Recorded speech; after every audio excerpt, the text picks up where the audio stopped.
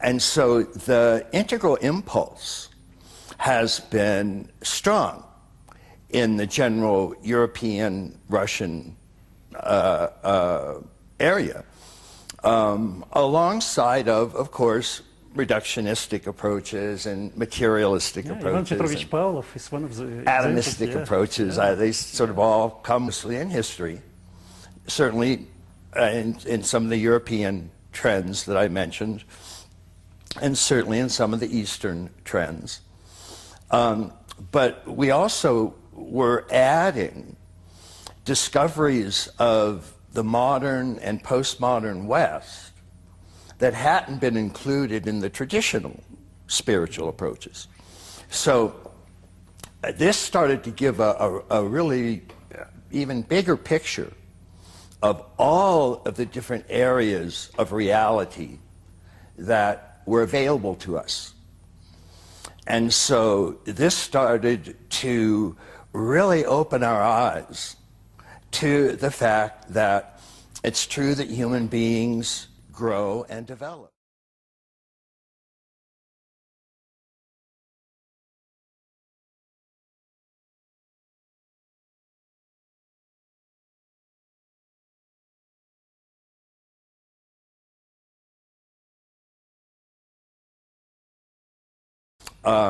This began to change to some degree in the 60s with a couple of inputs.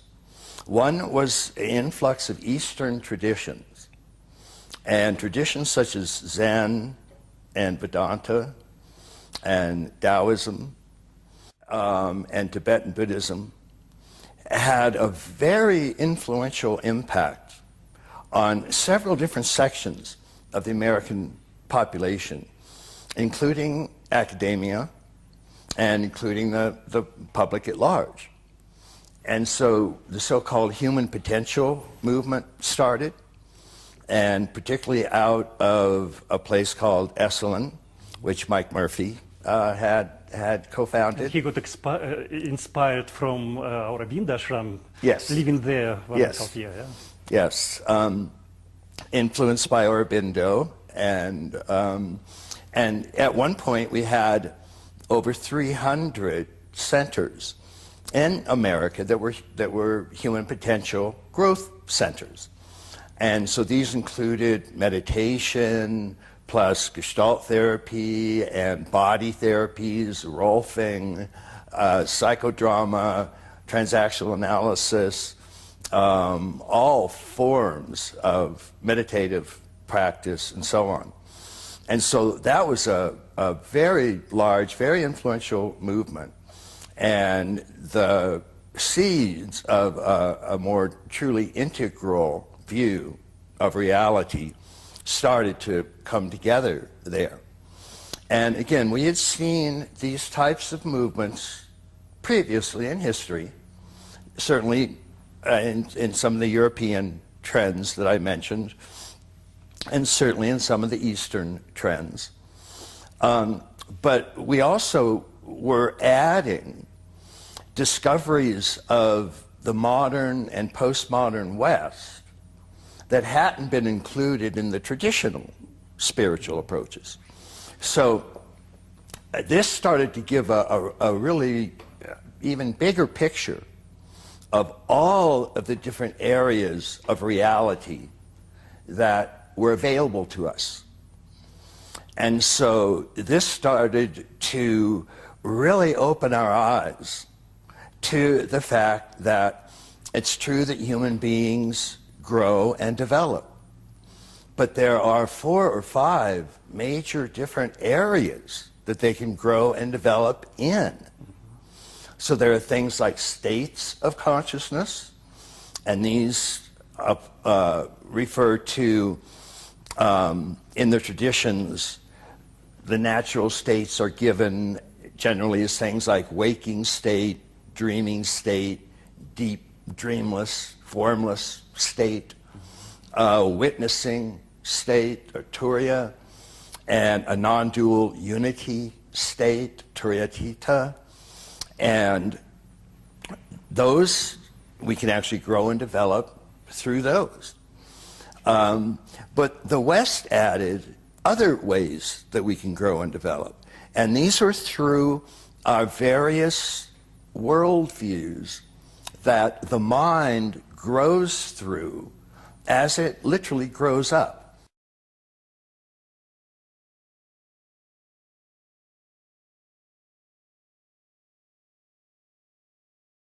And so one of the first to point these out, for example, was Gene Gebser.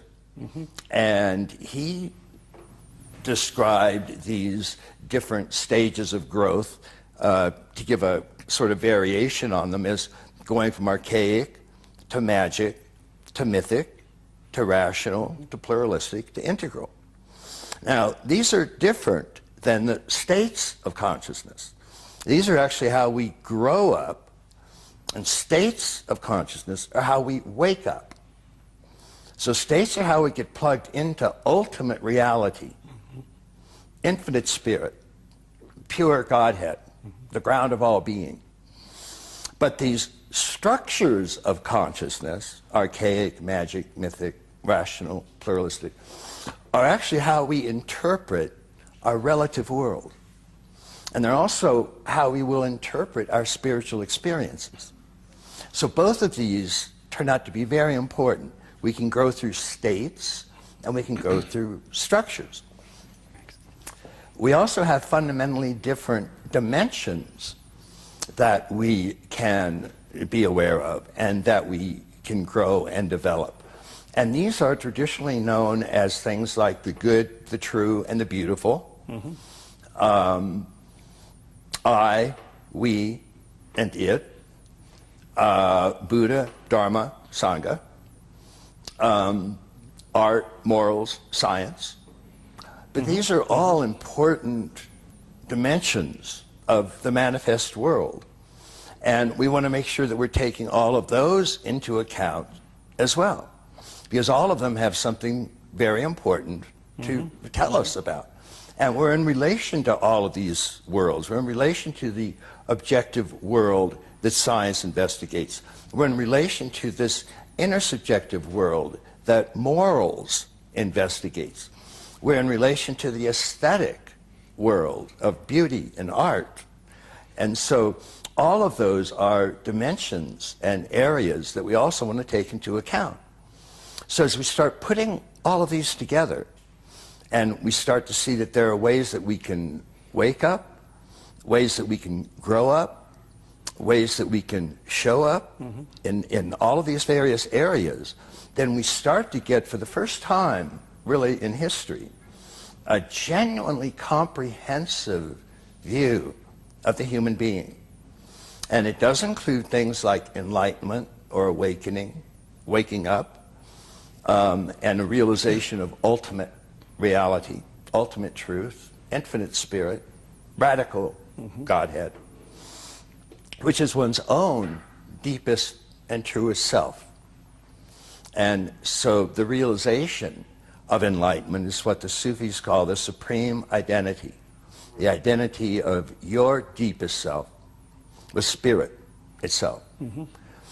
And so, but that's not the only thing that can happen, because we can also, in each of these areas, grow up from archaic to magic to mythic to rational to pluralistic to integral perspectives. And we can do that in the areas of the good and the true and the beautiful, the heroic. And never before have we had all of these various areas brought together under one roof. So we have plenty of spiritual movements that teach us how to do waking up and state development. But these traditions are almost universally unaware of the stages of growth that we go through in our relative world, the archaic, magic, mythic, rational, pluralistic, integral stages. And those we find in Western developmental models And virtually all Western developmental models are studying the stages of growth and development of one or more what's called multiple intelligences. So we have not just cognitive intelligence, but we have an emotional intelligence, an interpersonal intelligence, a moral intelligence, an aesthetic intelligence, and all of these different lines of development. But all those different lines go through the same levels of growth. And those are, again, archaic, magic, mythic, rational, pluralistic, integral. So in the cognitive line, we have an archaic cognitive, a magic cognitive, a mythic cognitive, a rational cognitive, a pluralistic cognitive, integral cognitive. And same thing with morals. We have archaic morals, magic morals, mythic morals. Same with aesthetics. Archaic aesthetics, magic aesthetics, mythic aesthetics, and so on. While we're going through those developments, we can at any point undertake state development and wake up. These are independent. You can do one or the other. Or both. Right, and the both has never been done before. So that's what the version of today's integral approach has added to the previous integral approaches. It's all the previous integral approaches that we talked about, unified and integrated the various areas that humanity was aware of at those times. These structure stages of growth and development, archaic, magic, mythic, rational, pluralistic, integral, in each of a dozen multiple intelligences. The first structure of consciousness wasn't defined until about 100 years ago by an American psychologist named James Mark Baldwin. And so all of the spiritual systems around the world are fully aware of state development, going all the way back to the early shamans, maybe 50,000 years ago. But none of them have this structure development. And so they're unaware of that part of us that grows and develops. So they integrated all of those items, but left out these structures. Now, strangely, when Western psychology discovered these structures and started investigating the stages of growth in each of the multiple intelligences, they left out states. So Western developmental models go through these variations on archaic moral, magic moral, mythic moral, rational moral, pluralistic moral, integral moral. But there's no enlightenment. There's no awakening. There's no waking up. There's just growing up in the relative world. And so the great spiritual traditions have waking up, but no growing up. And all the Western models have growing up, but no waking up. So we've never really brought them together. And by the way, this structure split was also reflected in two versions of Christianity. Main version, Eastern and Western. Model for Western Christianity is Jacob ladder. You go, you develop from stage to stage, even in spiritual life. But model of Eastern Christianity, starting from Palama in his triads, you can't get to unity with God if you go stage by stage. It's impossible. There is only one step through this giant abyss. Only one. You just go and there is no stage. This is you can get unity with God in energy, not in essence. In energy, and this has name synergy through praying, through being blessed. So it looks like we have a kind of different version inside Christianity, reflecting the same idea you explained. What we find in virtually all of the great meditative spiritual systems is there is, generally all of them do have maps of the meditative path. Yeah. And generally there are stages in that path. Even though, of course, you can have immediate peak experiences, and you can have a satori at no matter what stage you're at. But to go through a complete realization, a complete waking up, it's generally necessary that we move through all of the states of consciousness and make those all conscious, all the way through a gross state or waking, subtle state, or dream, causal state or deep formless, turiya or witnessing, and turiyatita or non-dual unity consciousness. And those 5 general stages, you find variations on those in most of the world's great meditative traditions. So in Evelyn Underhill's book on mysticism, which covers all the Western mystics, she maintains that they all go through the same 4 or 5 stages. And they're essentially variations on those same 5 stages that I just gave. There's an initial physical, gross purification, and then that moves into a subtle illumination, and then that moves into an infinite abyss, which can also be experienced as a dark night, causal formlessness, and then that moves into a non-dual unity, oneness. And so we find those general type of developments in a large number of the world's meditative traditions around the world. And so that's generally maintained to be one of the important things that these spiritual meditative systems deliver. You know, some of them focus on one state more than the others, but many of the great ones go through all of the states. And many of them do it, they really focus on going through it in a specific order. As Aurobindo said, you can skip states, but you always have to go back and make up the lost ground. So it's better to just sort of, you know, cover them.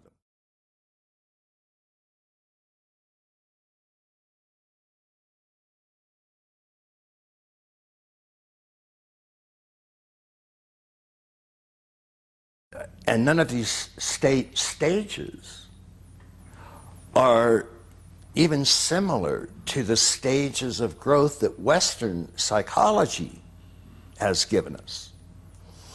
And those, again, are completely different. They don't even sound similar. And so there you have individuals starting out in a state of fusion with the manifest world, a state called a-dualism, or indissociation. This isn't unity consciousness. It's an undifferentiated initial state. And then there is a differentiation between self and other that occurs. And for most human beings, this occurs at around 16 to 18 months. It's actually called the psychological birth of the infant, because for the first time the infant can differentiate itself from others. And so then that creates what's known as an impulsive self. And then as that impulsive self gets stronger, it begins to move into self-protective stances or concerns with its own safety. And so that's sort of the third major general stage that these models look at. And then as that continues to grow, the self begins to learn to take the role of other. And so it can expand from an egocentric identity, just identity with itself, to identity with a group, ethnocentric.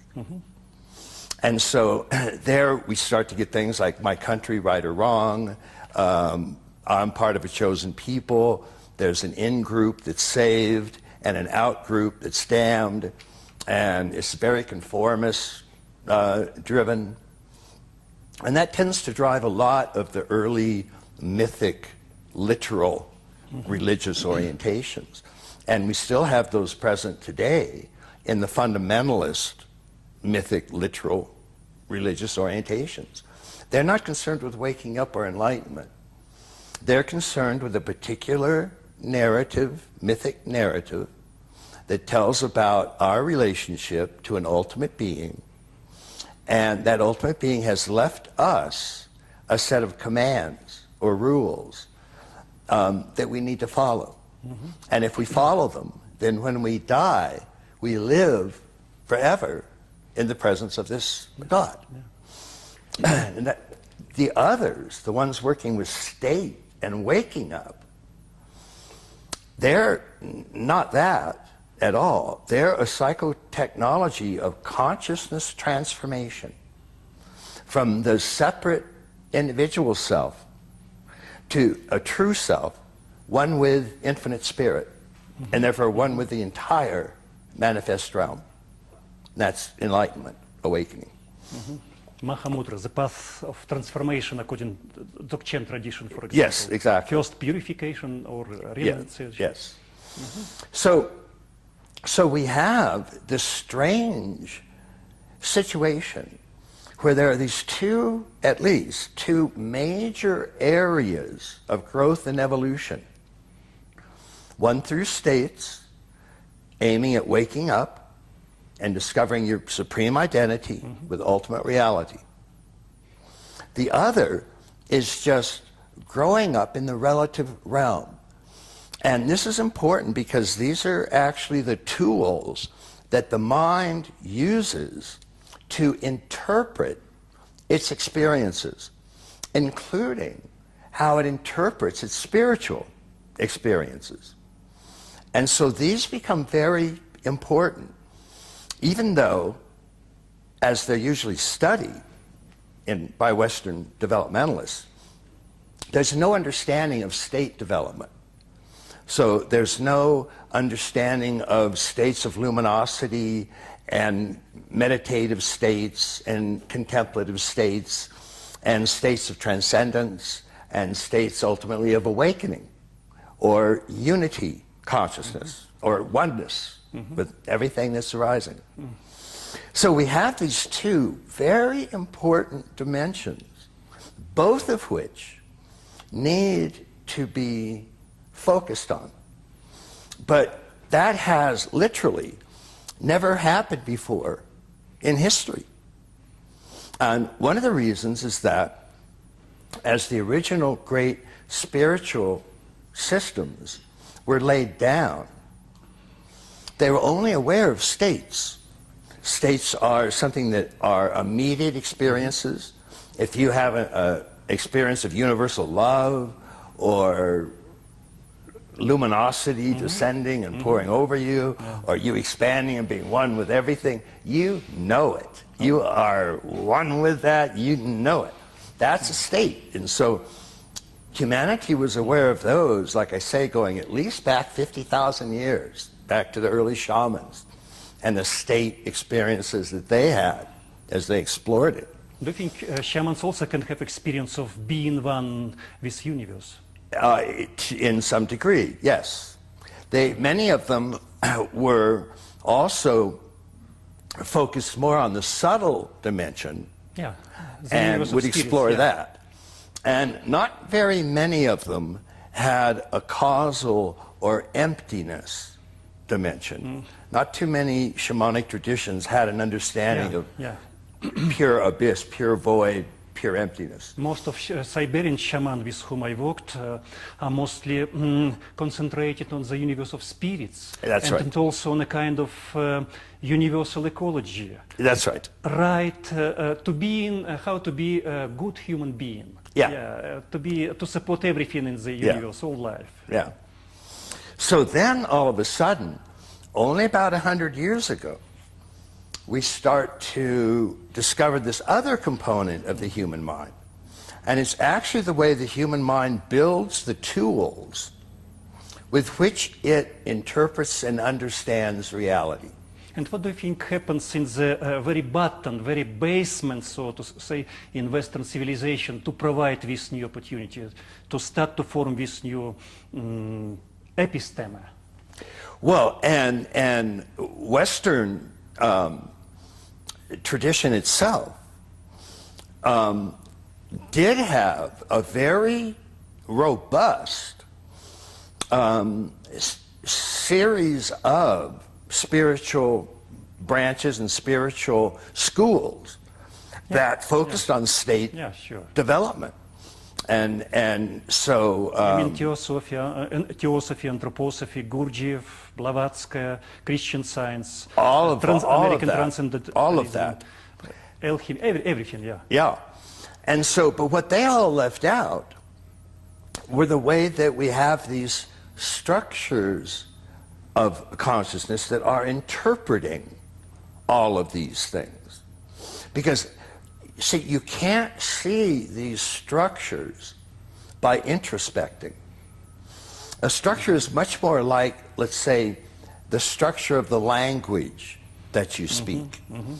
Every person has a language, and they natively speak it, and generally they speak it correctly. In other words, there are rules of grammar that actually define how words fit together. But most language speakers don't know what that grammar is. That never shows up. Sure, it's native. So maybe they study some of it in school, and they learn, you know, a noun is here and a verb goes here and adverbs do this and all that. But otherwise, they can't introspect, look within, and see the rules of grammar. But they just use it. And they use it not. Well, those are the same with these structures, whether it's magic or mythic or rational or pluralistic. Those are like the rules of grammar at each developmental we need to study level. history, genealogy, so to say. Yeah. And also a kind of comparative linguistic. Otherwise, we could get into the structure. And also a lot of other perspectives. Yeah. So we have these structure stages that are the tools, the lenses that the mind uses to look at the world and to interpret it. And so even the meditative states are interpreted through these structures, these lenses, these grammar-like rules that will determine how a person sees reality. So these are not something that we look at, they're something we look through. And as we look through them, they govern what we see and how we see it. Like Platonic ideas. Yeah. And so these give us a whole set. Most Western developmental models have between 6 and 9 or so of these major structure levels.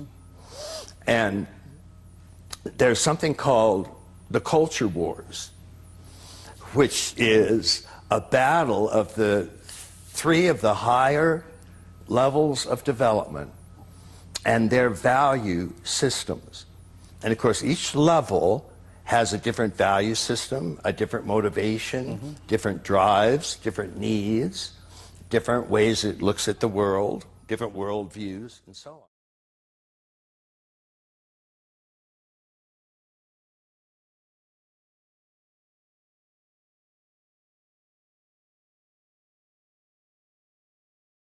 The 3 major value systems fighting in the culture wars in the West in general. One is the traditional religious fundamentalist value system. The next is the modern rational scientific value system. And then the next is the postmodern multicultural value system. These 3 value systems are, of course, the mythic, the rational, and the pluralistic. They're actually coming from one of these 3 major structures of development. They don't have anything to do with states. So they're not gross, subtle, causal, witnessing unity. They're actually the lenses through which we view reality and therefore the worldview that we get. And you can be at any of those structures, and if you take up meditation, you'll interpret your meditative experiences through those structures. Sure. So somebody at mythic will take up meditation and they'll have a mythic interpretation of their meditative experiences. Somebody at the rational stage will take up meditation and they'll have a rational interpretation of these states. Somebody at pluralistic will have a pluralistic interpretation of these states. And so that's really important because people can be at the same, say, subtle state of meditative development, and they'll see it completely differently if they're at a magic or a mythic or a rational or pluralistic or an integral structure stage. And this has caused a real problem because, for example, much of Buddhism as it moved into the West was adopted by people that were called cultural creatives, essentially boomers. Yeah. And the boomers were the first generation You mean Ginsberg and the rest? that were at the pluralistic, postmodern stage of development. And so they began interpreting the Buddhist texts and the Buddhist practices through this pluralistic level of development. And that, in a sense, distorted some of the Buddhist teachings that were actually coming from integral levels.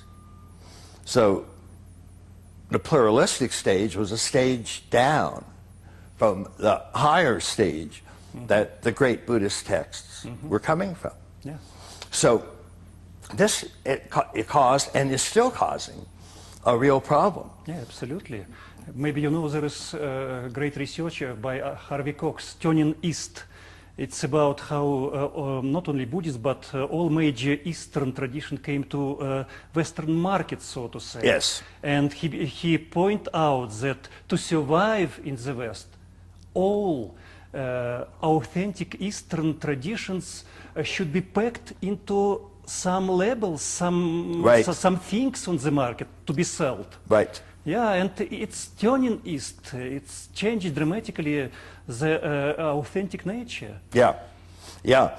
And so this is something that we need to look at carefully in our new and more expanded integral views, because we realize that both of these are important. One is not more important than the other. They're both really equally important.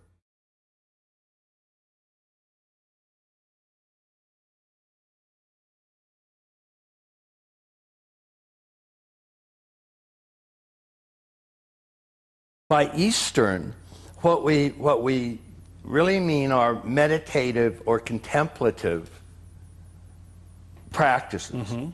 And we can find those in the West. They're not as common, but we certainly have them. Sure. And Christianity itself started out in these state experiences. Yeah. Original fathers, desert fathers, yeah. Yeah. And St. Paul said, "Let this consciousness be in you, which was in Christ Jesus, that we all may be one." Now that's an enlightenment, unity, waking up statement. This was as a co-inspiration for maybe the all Russian religious philosophy of God, like we are all moving to realizing Christ consciousness. Yes, exactly, exactly. And so that enlightened Christ consciousness was behind the mystical, contemplative traditions in the West. So when we say East and West, by East, we mean those contemplative traditions wherever they show. So by the West, then, we mean usually just these structure developmental models looking at multiple intelligences and at the stages that they go through. And those are stages of tools that the mind uses to interpret the world. States are states we go through that increase our presence, luminosity, clarity, and our closeness to spirit. So each of these states gets closer to ultimate reality or infinite spirit. Yeah. And we get closer to it as well until we finally hit the ultimate. And of course, again, you can have that peak experience right at the beginning. But if you want it to endure, if you want it to be a kind of more permanent realization, then it's best to go through all of the states. Yeah. Because otherwise you're sliding back down into one state, gross state or subtle state, that you haven't really disidentified with. And so we need to kind of do that and then move on to the high.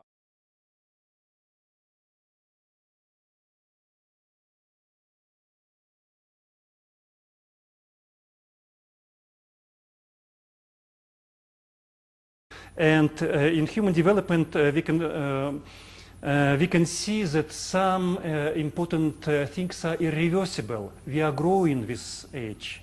We are learning language, and when we learn language, we can't put it out from us, from there. We can't speak words.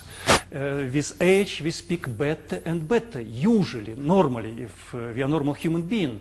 If we learn how to drive bicycle, we can stop, unlearn this. In 20 years after not driving, we take bicycle and we start moving.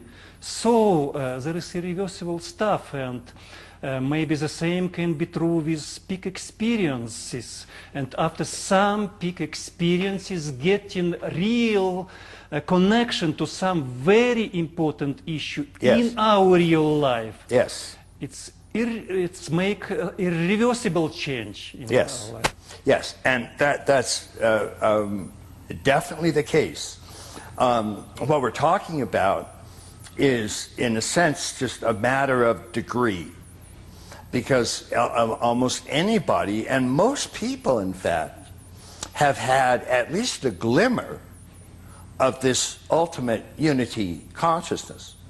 Whether they're listening to music, or watching a sunset, or making love, or just walking in nature. And all of a sudden, pow, their separate self is gone, and they are everything. This is their self, and they're like, I knew this, I knew this, this is home, this is it, this is myself, my God. And so that's, extraordinary. And then the experience tends to fade a little bit, And so then they're like, how did I do that? And so that's where the traditions have developed the ongoing practices. So even if we do have peak experience of the ultimate state, and many of the traditions, like Dzogchen and Mahamudra, will actually transmit a brief experience of this ultimate state to the student at the beginning. Rigpa, it's direct introduction into the state of presence. Yeah, and that's so it awakens you to that state. You know it's there. That increases your hope and your determination to contact it again and make it your permanent realization. Yeah, you know that there is enlightenment, for sure. Yes. And so even the ones that say, all we need is just one taste of ultimate reality and we're changed forever, that's true. But that change can be deepened and become more and more permanent and impact more and more areas of our lives if we continue practicing. And so that's why an overall ongoing practice is important, even though one glimpse can profoundly change you. So what we want to do, in a sense, is given both of these streams of development that humans have, and there are a few others, as I said, but just these two as examples, is we want to kind of redefine enlightenment just a little bit. And we don't want to say it's being at just the highest state at any given period that humans can reach. That is the enlightened state. That is the enlightened condition. That is the awakened condition. We want to say being at the highest state and the highest structure is full enlightenment. And of course this would change through evolutionary time, because these structures of development started way back 200,000 years ago at the archaic stage. And that was the period when humans were really starting to emerge from the great apes. So it was a transition period. And then from there we moved into this magic stage of hunting and gathering. It was often capable of just a first-person perspective. And so many sociologists or psychologists refer to it as egocentric. And that's your fundamental identity, was that. But you, individuals, could perform magic themselves. So if I was mad at my father and I wished him dead, and then he actually died, I would think that my thoughts caused that death. Or if I created a voodoo doll that represented somebody, and then I stuck pins in the voodoo doll that would actually hurt the real person. So I can do all of these magic things myself. I can do a rain dance and make nature rain. Magical participation stage, comme il l'avait voulu. Yeah. Well, after about 50,000 years of that, humanity was starting to doubt its capacity to perform magic that really worked. But if humans could no longer create miracles and magic and change nature, supernatural beings could. And so we switched from magic to mythic. And now the question became, how can I approach this mythic god or goddess in a way that will make them intervene in nature or history or my life and perform a miracle for me? So if I'm sick and I was at the magic stage, I would think that I could cure myself, or the witch doctor could cure me. And when that ended up not working, then at the mythic stage, I think, well, God can cure me. But I have to approach God correctly. I have to pray. I have to humble myself. I have to, and so on. So we did this whole switch from individual magical practices to rituals and prayers and activities that would please my God. And if I lived my life pleasing my God, then when I prayed, my God would answer those prayers, which usually meant my God would miraculously descend and change something in my behalf. And so that became the great mythic stage of development. And all the early great empires emerged. Human perspective taking switched from just first person, which means the person speaking, to second person, which means the person being spoken to. And what that really means is my identity could expand from just me to my family, my clan, my tribe, my religion. And so now I have a much more expanded identity with a larger group of people. And this group, of course, was viewed as chosen people because they had the correct God. Other groups, wrong God. Other groups, infidels. And infidels, of course, don't have souls. So it's not a sin to kill an infidel. It's actually something of a religious promotion. You go kill an outsider and it's good for you. And so nothing was bloodier than two mythic empires fighting each other under the name of a different god. The Crusades, the Christian God, Allah, bloody, horrid massacre. And of course, it's very strange that when we think of religion today, we hear two diametrically opposed claims about what it does in the world.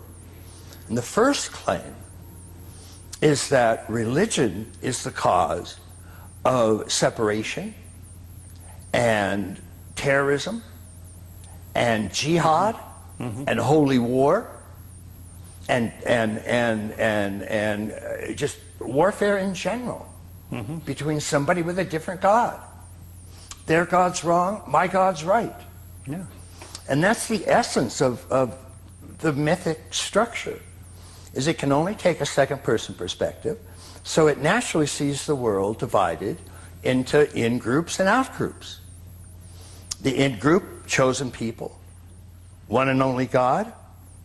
Out-group, infidels, no soul, wrong God. Is enlightenment possible in such structure? Yeah, yeah. What kind of? Yes. So that was the way the great empires were built, and they took their gods with them, and in essence imposed those gods on people that were conquered. And one time or another, great empires spread out all around the world and conquered most of the known world for their time. Yeah. So whether it was Alexander the Great to Genghis Khan. And this was, in a certain sense, even though it was done often in harsh and brutal ways, if you take the long view, what you actually see is consciousness continuing to grow and expand. And so it's making bigger and bigger and bigger units. So in Israel, we have 12 tribes. Yeah. And when they were magically oriented, they remained 12 separate tribes. And those were related by blood lineage. And if you met a different tribe and you weren't blood related, they didn't know how to interact. So they would often fight, take slaves, or other unpleasant sort of interactions. But with the mythic structure, when that began to emerge around 10,000 BCE, then all of a sudden, tribes could be related as one society because they viewed themselves as all descending from the same God. So they couldn't be actual brothers and sisters of the same earthly parents, but they were all brothers and sisters of Jehovah. And so the 12 tribes came together and made one group. And so that's how we see this expanding consciousness. In a sense, a certain kind of love was expanding. Because 12 tribes that previously would have fought, now it was sort of a golden rule that they loved each other. Yeah. You didn't love, the surrounding societies. You still fought them, basically. But we can see it sort of slowly expanding. And then the next major emergence of the rational structure, that actually introduced a third-person perspective. And that third-person perspective means first person's person speaking, second person's person being spoken to, third person is the person or thing being spoken about. And so that generally is taken to mean that you can take an objective, sort of distanced view of something. You're not looking at it just through your opinion or just through the opinion of your group. You're looking at it in a way that all human beings would agree with you. And so also all human beings were treated fairly, regardless of race, color, sex, or creed. Never happened before. And so this, in the West, from the Renaissance to the Enlightenment, we find the emergence of this rational structure. The Durant's called it the age of reason and revolution. The revolution part was that monarchy, which at that time dominated the world, was overthrown in favor of representative democracy. And so we had the French and American revolutions. We had the rise of representative democracy. We had, in a 100-year period, the end of slavery for the first time in history. Even tribes had slavery. So now we have eliminated every rational industrial country on the face of the planet outlawed slavery. Astonishing, in a 100-year period.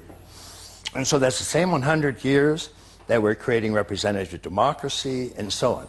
Now what we're tracing here are these structures, these lenses of development, of growing up. So we've gone from archaic to magic to mythic to rational. And mythic still representing a traditional sort of religious fundamentalist view, traditional values. And then rational representing the modern rational view. And this, of course, is when all of the great modern sciences were discovered. So we have modern chemistry, biology, physics, psychology, sociology, and so on. And this also tended to emerge, their initial forms, in about a 100-year period. Now, in the West, this was good news, bad news. So the good news was what Wilber called the differentiation of the value spheres. And that means the good, the true, and the beautiful, or art, morals, and science, were actually separated and allowed to pursue their own truths. Whereas previously, they were all mushed together under the church, and the church had final say in all of them. So for the church, there was no need to look through Galileo's telescopes, because the Bible made it very, very clear that the sun went around the earth. And there was no reason to doubt that. As a matter of fact, it would be heretical. So even looking through Galileo's telescopes would be heretical. And the churchmen refused to look through Galileo's telescopes. But now, with modernity and the rise of rationality, these were all separated and allowed to go their own ways. So art, which had previously been forced to paint religious themes alone, now started to paint individuals and individual families and mercantile individuals and nature and a bowl of fruit.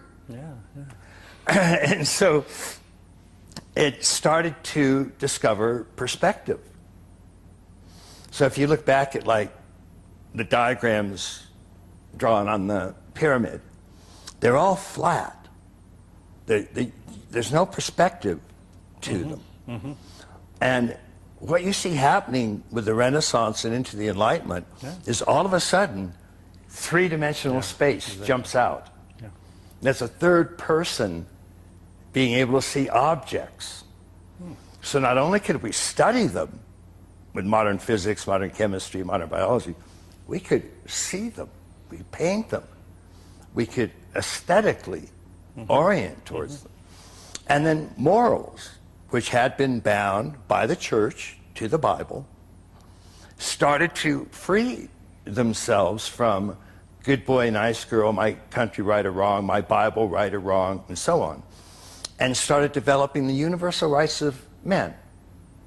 Universal rights, not rights just for Catholics, or just Muslims, or just Jews, or just another religion, but rights for all human beings. Never happened before. And so that was the positive aspect of modernity, sometimes called the dignity of modernity. But science started making such rapid progress that it began kind of forcing out the other newly differentiated truths. Morals and art, for example, were no longer real. Just science was real. And so we got scientific materialism and what Wilber famously called the disenchantment of the universe. And Habermas calls the colonization of the life world by science. And so that was the disaster of modernity. So we had the differentiation of the value spheres, which was the dignity of modernity. But then we had their dissociation. That was the disaster of modernity. And to this day, the official philosophy of the modern West is scientific materialism. That's still ultimately what the vast majority of leaders take to be real. Absolutely. And so that's been a real problem. It's considered to be a supreme beliefs in Soviet Union, Yeah. as we know, and one or another type of scientism is still very, very powerful, very powerful. Yes. Or Yes. another form of scientism, atheism, Yeah. as a supreme point of view. Yes, exactly. And so this was the way the West operated for about 300 years, until really quite recently. And as a matter of fact, the official announcement of this new level, this new structure, this new lens of consciousness came in May 1968 with the student riots in Paris. And they spread from there all around the world, notably America, where it produced the civil rights movement, the environmental movement, personal and professional feminism, anti-hate crime, and sort of on and on. Those were the good parts. But don't you think that we have some roots of this 1968, like, for example, hippie revolution, pilgrimage to the East, Guru revolution, psychedelic revolution, rock revolution? Yeah, it's... Which revolution? Rock. Right, yes. Beatles, Elvis Presley, they brought a new wave of life, new experiencing of life, second-person perspective. Yes. Beatles brought. Yes. And also, what is important for me also, first artificial satellite, 1957, which brought for all citizens of the Earth totally new perspective. First picture of the Earth from cosmos. And when people who lived it this year first time look at this picture, it immediately put them into cosmos, into the position of the observer. Yeah. It happens just invisibly. The total civilization invisibly steps into the new era of global vision. What was available for a group of visionaries for the whole history of humanity now became for granted for the whole human being. And I think that it's some invisible but very powerful change. Yeah. Yeah. Creating a плацдарм, possibility, basis for 1968, for its zeitgeist in whole human Western civilization, which manifested as transpersonal psychology in the Bay Area, as rock revolution, as many other important changed. Yeah, definitely.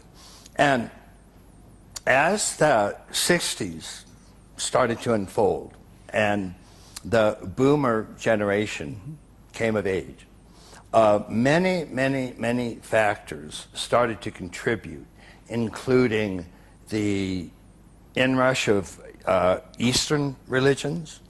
The psychedelic revolution really had quite a profound impact that's not often recognized, but it got into art, it got into fashion, it got into lifestyle. It really spread out. And the Vietnam War, Yeah. a huge impact. So all these things started coming together, and they challenged the previous rational level, in a sense, beyond ways that it could give satisfactory answers. And this is what happens in these structures. The reason that magic gave way to mythic, and mythic gave way to rational, and rational gave way, modern rational gave way to postmodern pluralistic. It's because they answered questions and looked like they were doing great, and initially they answered all the questions they had, but as they continued to exist, new questions came up they couldn't answer. Things got more and more confusing. And so they actually had to leap to a higher level, more inclusive, that included more of these areas and therefore had answers for them. And then that went great for a while and answered all the new questions that everybody had, and things were going wonderfully and so on. And then pretty soon, new questions came up, couldn't be answered, things got more and more confusing, tension increased and so on. And again, we leaped to a higher level, a higher structure. And it encompassed all these problematic areas and had some answers for them.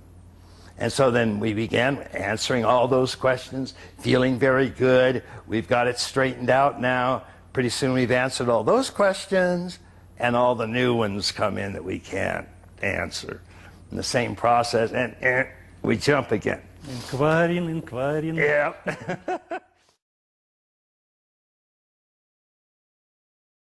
What's happening, interestingly, is that, and we're talking now structures, not states, although they were evolving in their own certain way as well, but structures in particular.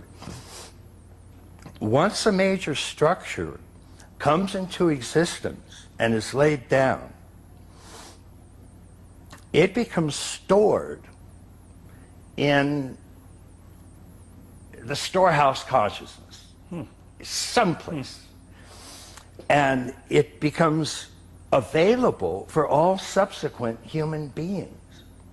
So that magic structure that the hunters and gatherers were lying down 50,000 years ago, once it became a common response, and everybody born, and we always start at square one, then as they grew through archaic in the first year, and it was just instinctual and, you know, coming to be a human, starting around age 1 and going to age 3 or 4, the human today lives in the magic world.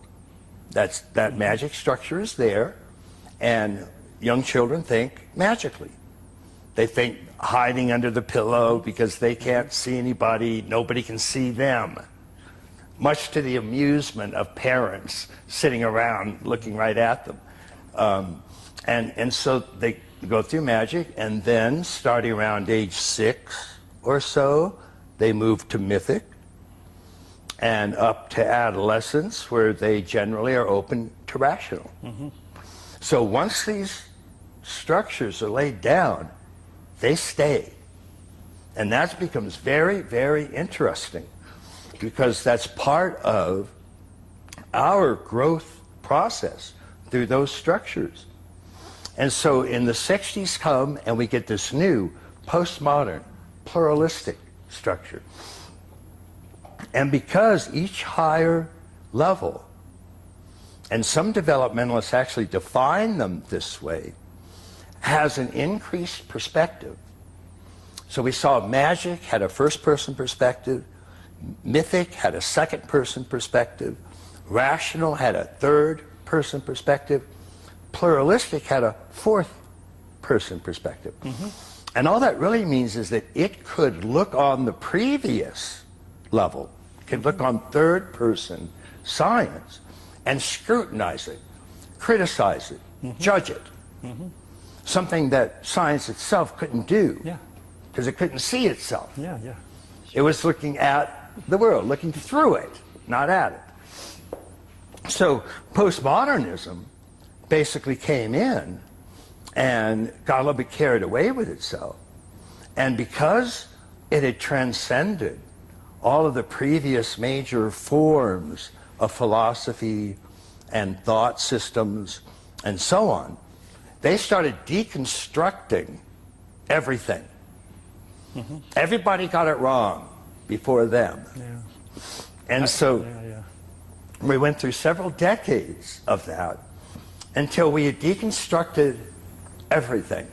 I remember very clearly this era since my first education is biophysics from Yes. Moscow Physical Technological Institute, Yes. this Russian equivalent of MIT. My second degree is in philosophy. Yes. I have PhD in philosophy of consciousness. I graduated Institute of Philosophy, and actually I worked at the Institute of Philosophy, Russian Academy of Sciences, since the beginning of 80th. So I remember very clear this rise of postmodern era in France, interest to Derrida, and I remember when Derrida came to Russia to our department and lectures and all Right. this studies and Foucault era, Yeah. great excitement Yeah. around Foucault and all, Yeah. Guisman, all that postmodern Yeah. stuff. And now what? After all of the glowing in philosophy, so what? That's Next right. question. That's right. And we again ran into the same problem, which is it sort of dealt with all the questions that was bothering it, but then it started running into things that it couldn't. And from the beginning, postmodernism had certain strong critics.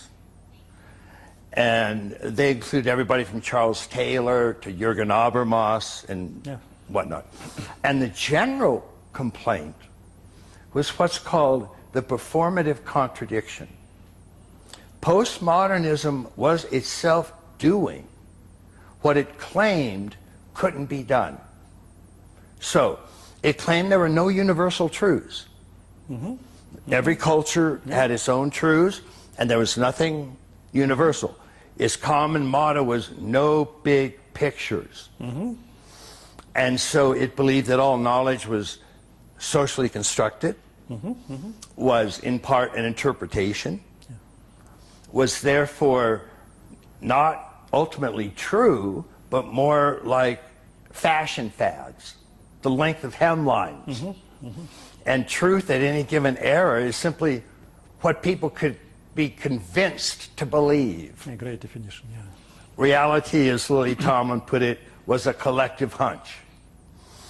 And so postmodern came in, but all of those claims it was making, that there are no universal truths, there are no big pictures, all truth is socially constructed, all truth depends on context, every single one of those was claimed to be true for all people, at all places, at all times. Yeah. Complete universal absolutely. truths. These were not open to interpretation. These were not socially constructed. These were truth, period. What is ontology behind all of them? Yeah, yeah, What is ontology? Can you Yeah. describe? yeah. So postmodernism had run into its limitations.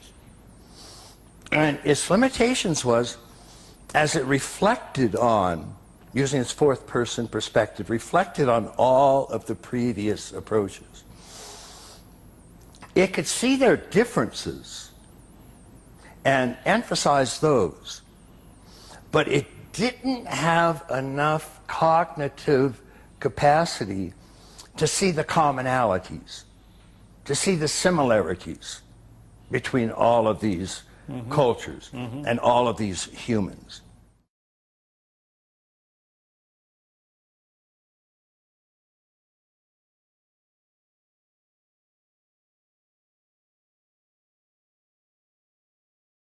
And so that's what started to happen with the emergence of this new integral level. It had a fifth person perspective, so it could reflect on the fourth person, postmodern. And it could see not only their differences, but something they couldn't see, which were the universals, the things that were true for all people. And of course they acknowledged there are differences for all people, absolutely. But there are also commonalities. There are also things that are the same for people.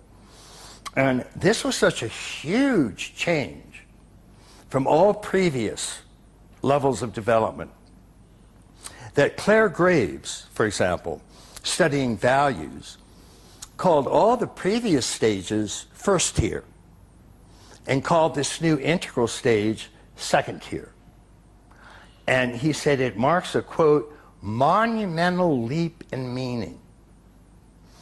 Because for all of the first tier levels thought that their truths and values alone were real, the integral level thought that there were some important, if partial, truths to all previous levels. That all of them had to be included in an overall picture of human beings and what we can do and what our potentials are. That was never believed before. That had never happened before. And so all of a sudden now we have some mental attitudes that have changed asking the fundamental question, which is, which of these systems is right and which of them are wrong? They changed that to saying, how can they possibly all be right? Because no mind is capable of producing 100% error. As we say, nobody's smart enough to be wrong all the time. So that was an entirely different approach to philosophy, psychology, reality, sociology, arts. It wasn't saying which is right and which is wrong, which is right and which is wrong. But how can there be a universe where all of these fit? Humanity's never lived under those circumstances, ever. And that's what makes this, quote, a monumental leap in meaning. And as individuals make that monumental leap, they find truth not only in all the previous levels, if nothing else, they're all stages of human growth leading up to your own. To get rid of them would be to get rid of you. So they got that. Intuitively, individuals at these stages understood that.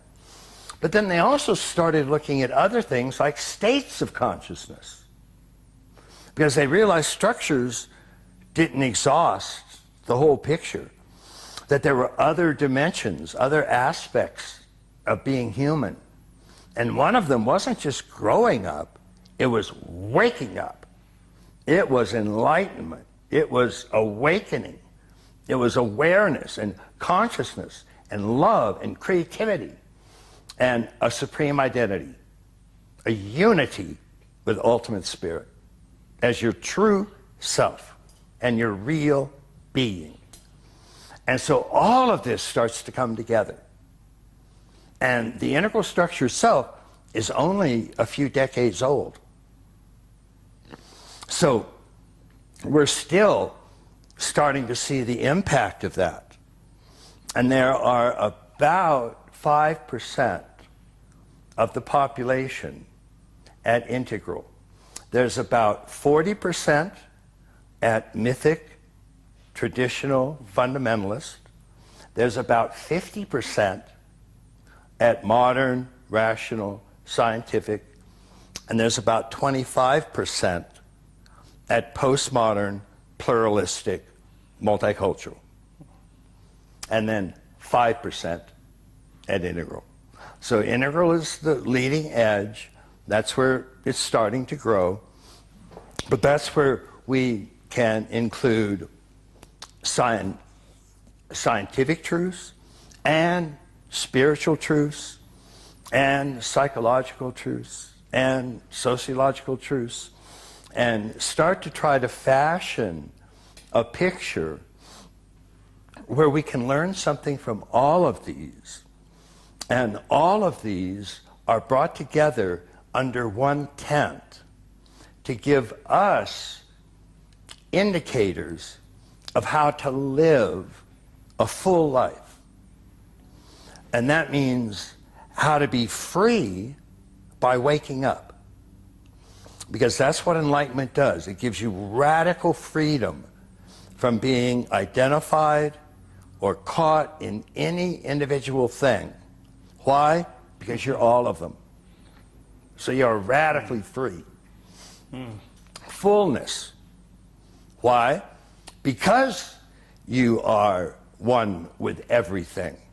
Your being is full of the entire universe. You are saturated with everything. There's nothing outside of you that you could fundamentally want, nor is there anything outside of you that can hurt you. So fear drops. The Upanishads say, wherever there is other, there is fear. There's no other here. You're everything. Does it mean that if, for example, we became enlightened at this moment, it's not you who are talking to me, it's me who are talking to me and hearing by me at the same time, and also this includes all other perspectives, all other Russian waiting for this record to be watched when I turn back. So it's a kind of giant and unlimited perspective, Absolutely. including everything. Absolutely. It is flourishing. It's freedom, it's fullness, it's flourishing. Because you are bringing the very best that you have in all of these areas. And so that is an extraordinary capacity. And then finally, it's fully functioning. It's taking advantage of all of these dimensions, and it's using all of them. And it's driven by, in most cases, what is generally called the Bodhisattva vow, which simply says, I vow to gain enlightenment as quickly as I can so I can help all others awaken as well. And so that's the service component. And it started from Nagarjuna, actually, Mahayana Buddhism, these new fundamental attitudes. Yes, absolutely. And second will turning. Yes. And it's fundamentally paradoxical because there are no others to save. Therefore, I vow to save them all. And that's the paradox of there being only spirit. And yet some of us don't realize that. So we think we're separate. Yeah, in original Buddhism, the path of Shravaka and path of Pratyeka Buddha. Yes. Enlightenment only for myself, and this is main point. Yes. And the definition of suffering is life lived apart from spirit. And the definition of happiness or fulfillment is life lived as spirit. It's the same life. It's the same universe. It's, are you one with it, or are you separate from it? One with it, happy; separate from it, suffering. And so that's why the traditions usually claim to heal suffering, not pain. Suffering. Pain yeah. still arises, Yeah. but you're not contracting from it, you're not denying it, nor are you identified with it. And so it is just like watching a house over there on fire. You see it, but it doesn't hurt you. The same with pain arising here. It's a house on fire, but it's not who you are. It's not what you are. And so it doesn't fundamentally hurt. Yeah. So this is a very exciting period because only recently, really after World War II, all of the world's cultures became available to us. Yes. Yeah. And for the first time in history, we could put them all together and say, okay, what have I got to learn from this one? What have I got to learn from this one? What have I got to learn from this one? And using the maps that they all left to fill in any of the gaps in any of the other maps until we have a composite map of the human condition, a super map, a mega map, that is basically, we take everything humanity has learned for the last 50,000 years, and instead of just keep throwing it away and throwing it away and throwing it away and saying just the most recent discovery is real and all of that old stuff belongs in a museum, we say, no, wait, not so fast. There's stuff way back then that's still true. That we have to include that. And so we include that. And we include any kind of truth we can find from the pre-modern, the modern, and the postmodern. Because it's just never the case that only something that's happening today is true and everything before it was wrong. It don't work that way. A lot of the stuff before it was right then, is right now, will probably still be right tomorrow. So we want to include that. So we have this luxury. So we are recycling the whole human history, actually. Yeah. Anything goes. Never happened before. Yeah. And so we can actually say, wow, we have access to all of the forms of transformation that humans have ever thought of. And they used them because they worked.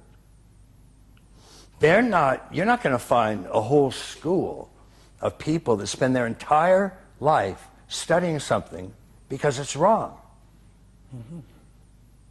Sooner or later they just go, no, that's... But if you find that, then there's likely something to it. It's worth looking into. It has some sort of true, if partial, thing to tell us. And so, not who's right and who's wrong, but how can they all be right? Yeah, and maybe they were absolutely true in one particular situation. Yes, Yeah. exactly. For several groups of, some particular group of people. Uh-huh. Yeah. And so that's what makes today very exciting. I mean, on the one hand, we have all of these wicked problems. And they are wicked. There's, global warming, food shortage, environmental catastrophe, terrorism, financial crisis, epidemics, water supply is disappearing faster than you can say Antarctic ice melt. And so these, and the thing that they all have in common is that they're global issues. 20, 30 years ago, if a nation had a problem, it could just do something itself and sort of fix the problem. But not now. We have global warming. Yeah. The United States could stop its carbon dioxide production immediately. That won't affect it. every nation on the planet has to cooperate. Yeah, sure. The same with all these other wicked problems. They're all global. And it's interesting that at the same time, all of these problems have become global. We've developed this new level of consciousness that has global capacity. It thinks in global terms as well as local terms. And so both of these are sort of arising at the same time. So in that sense, because the wicked problems, that's bad, but the global thinking, the integral thinking, the inclusive thinking is good. And if we're going to find solutions to these global problems, we're going to have global thinking. It won't work any other way. If we leave out something important, the solutions won't stick. Because there are these dimensions. There are structures of consciousness or states of consciousness or dimensions of consciousness that aren't being taken into account. Mm-hmm. So they're still off doing their own thing. They're not on board with the picture of what we have to do. Mm-hmm. And so they're going to sabotage it. Yeah. They're going to blindside us. They're going to hit us right upside the head, and we won't even know what they were. Mm-hmm. So they all have to be taken into account if we're going to actually have problems that work. So fortunately, that's come along.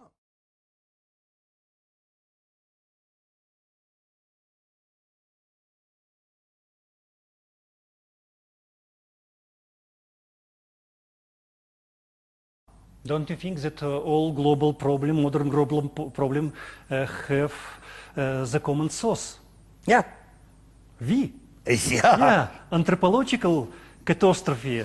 Something happened with human being. Some kind of blind spot. Right. We don't see and we don't have will to act in right way. Right. Yeah? That's right. And so that's why it's so important that we pay attention not only to states of consciousness and waking up, but to these multiple intelligences and growing up. Because they're the ones that do that kind of thinking. Mm-hmm.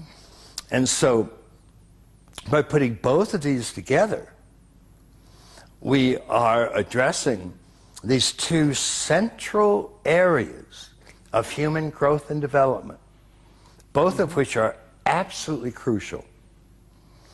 And starting to do that, then not only can individuals lead healthier, fuller, happier, more fully functioning lives, but so can our solutions and the world around us.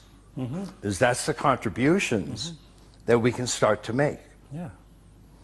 And so it's on the one hand, it's sort of the bodhisattva vow on steroids. It's just really, releasing it and saying, okay, that's fine, but oh, wait, you're not including waking up. Shame on you.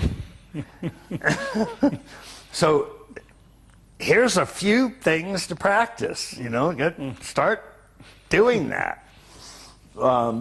And, the same with growing up, and the same with showing up, and the same with cleaning up. But we're at that period. And we're at that period where these sort of integral approaches, today's version of integral, which is built on all the previous integral, and what happens at each stage of integral, because evolution keeps going forward, new things are added.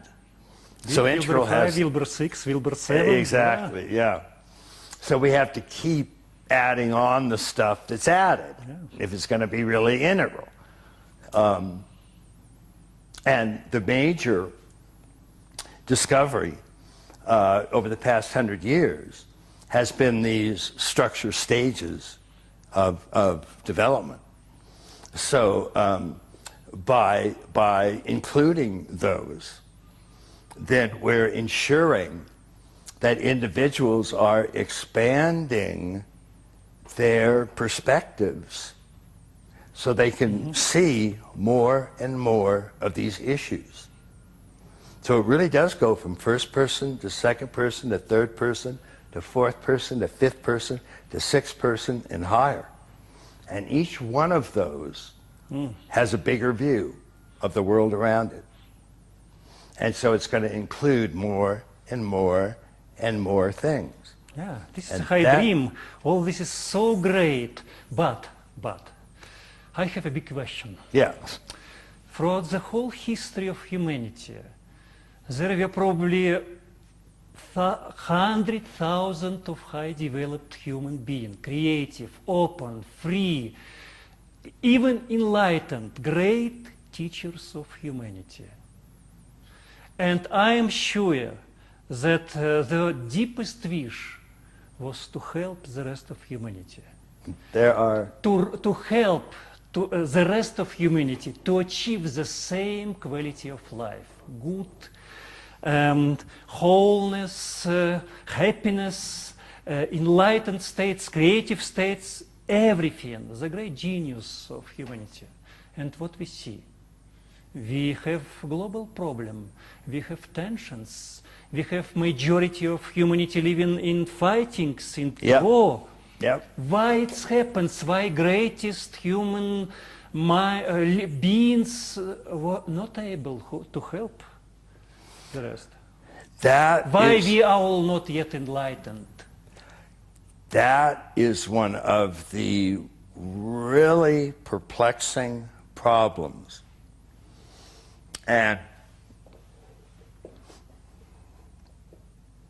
even Bill Clinton, and I this is sort of patting myself on the back, but at Davos, at the World Economic Forum,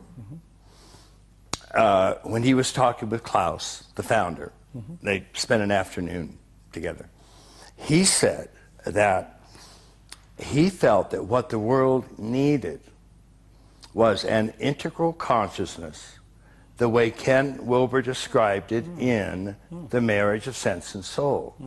He says, my concern, as it is his, is that there's not very many people at that stage. And yet, if that stage is needed for us, then that's a real problem. How do you get people to that stage? And it's one of the bizarrest paradoxes of development. It makes sense when you think about it. But when you stand back and look at it, it's just idiotic. It's like the duck-billed platypus. I mean, it just, how did that get there? But you have that the higher stages of development, generally speaking, are rarer, because you have to go through all the earlier ones. And if nothing else, the people drop out. Some people just stop. I better go to drink, I better- to watch baseball and drink beer, yeah, to get high. Yeah. And yet, if you look at somebody who has, say, a mythic, ethnocentric view, they don't have a world-centric view. So that's why so many fundamentalist religious believers don't believe in climate warming. Because that's a global, world-centric phenomena. And somebody at ethnocentric has a little bit of difficulty conceiving that. So that becomes a problem, because 70% of the world's population is at ethnocentric or lower. So part of the real problem is that we've seen that we have these many dimensions of reality, both in ourselves and in the world. And we've seen that these are there, they're arising moment to moment, they're impacting us moment to moment, whether we know about it or not. We have overwhelming evidence now for all of these factors. Yeah. And so we know they're there, we know they're arising, we know they're impacting. And so what we really want is at least some people that are at a stage that can see these. Somebody at a mythic ethnocentric stage, as the word ethnocentric means, it's just group, just one group, not other groups, and therefore not realities connected with them or the world at large, for that matter. And so it's a real problem in terms of how we can get everybody on board for, let's say, climate change and work on that. It's common knowledge that there are a large number of individuals, often religious fundamentalists, that don't even believe in climate change. Mm-hmm. And it's not so much that they've looked at a world-centric view and weighed the evidence for and against it, it's that they can't see a world-centric view. And so they just say, I don't believe in it. Yeah. So it's one of the strange things about development that the higher stages of development are harder to get to. You have to go through more previous stages, and therefore there are fewer of them. So the stages we need the most of are the stages we have the fewest of. That is a dilemma. That is, it kind of drives me crazy sometimes. There's, in Douglas Adams' Hitchhiker's Guide to the Galaxy, there's a book called 53 More of God's Biggest Mistakes. Well, this is one of them. This is just, it's all backward. I mean, you know, so, but this is what we really have to, work with. Now, one of the things that's happened with the rise of a kind of an integral, loosely worldwide movement, again, about 5% of the population, but they're bright, they're smart, most of them are on computers, most of them kind of keep looking around. If they are integral, then they've been trying to explain this integral view to their colleagues for many years. And their colleagues aren't there, and so they can't see it. As Robert Keegan puts it in his book, in over our heads, that some of these structures are just, we haven't developed to them yet. So they're over our heads. We can't see them. We can't even conceive them. We don't know about them. And yet if that's where all our problems are, and you can't even see it, you can't see the problems. And you certainly can't help with the solutions.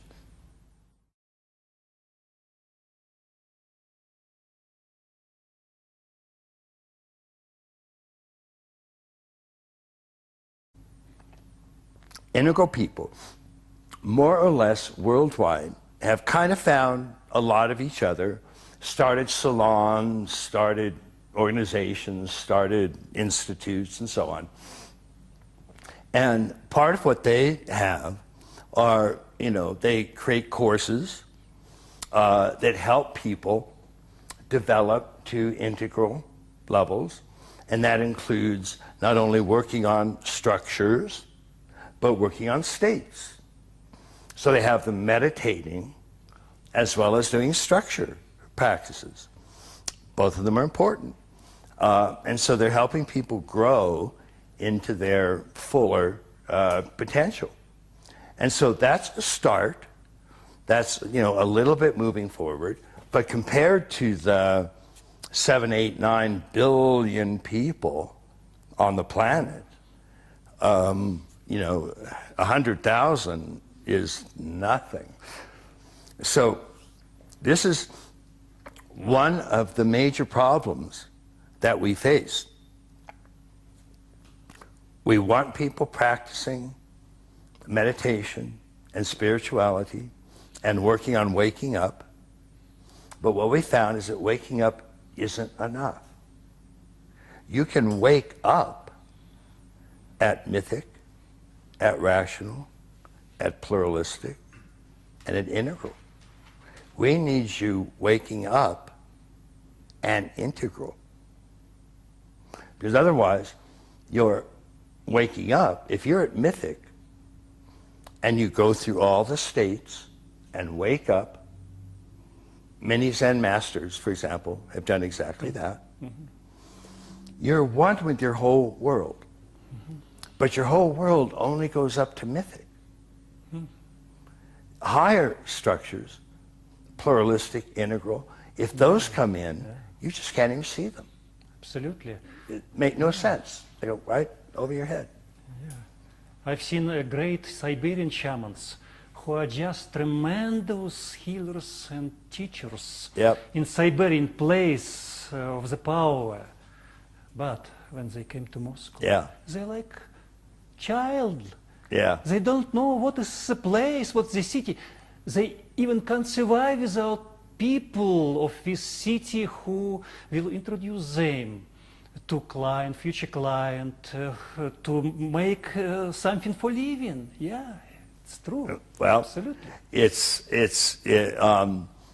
a problem, and so it's aggravated by the fact that you can't see these structures by introspecting. As we were saying, just like you can't see the rules of grammar by introspecting. So you don't know that you actually have rules governing how you use language and how you see the world through language. You don't know that. And you can introspect all you want, and you'll never see it. It's the same way with stages of any of the multiple intelligences. You can sit on a meditation map and you'll never see something that says, oh, that was a moral stage 5 thought. Or that was an aesthetic stage 3 perception. You'll never see those. Sure. You have to actually study the maps that have been created by researchers. Mm-hmm. Incidentally, researchers showed whenever you study a map, it dramatically increases your speed of development through those stages. So they're what we call psychoactive. Just simply learning a model will accelerate your growth through it. So that's one of the things that we try to do, is help people learn a few of these models, because that will speed up their growth, development, and evolution. And then, of course, we also want them waking up. So we want them finding some sort of meditative or contemplative practice that they're happy with, that works for them. Now, they are likely going to end up with a teacher who does not understand structures. And they're just going to have to deal with it. And so, but we're right at this whole point where all these things are coming together. On the positive side, we have, for the first time, access to all the world's cultures. We've been able to therefore pull together a super map that includes the best of all of them. And then we've been able to learn from the practices from all of them. And we've been able to draw this together in an overall picture of human potential. So we have some sense of what's really there and how we can do it and how we can wake up, grow up, clean up, show up.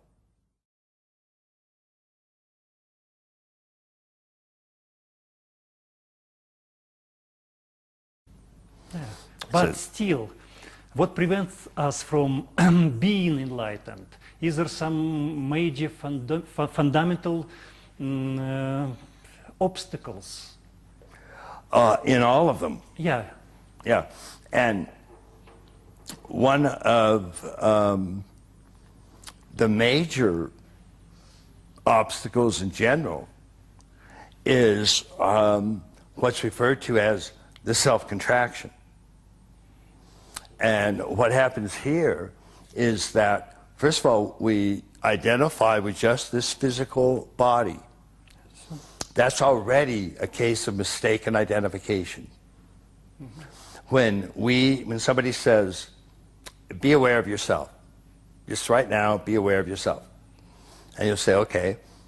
And I say, well, describe that self. And you go, well, I weigh this much, I'm this tall, I do this job, I have this relationship, I have so many kids, I make this much money, etc. Now, if you also notice, though, when you were doing that, that's the self that you can see. That's an object. But there's also the self that was looking, the observing self, the witness. That can't be seen as an object. That's doing the seeing. And it's that seer, that witness, that is the true self, that is one with spirit. And so the stance of that true self is, I have sensations, but I am not those sensations. I have feelings, I am not those feelings. I have thoughts, I am not those thoughts.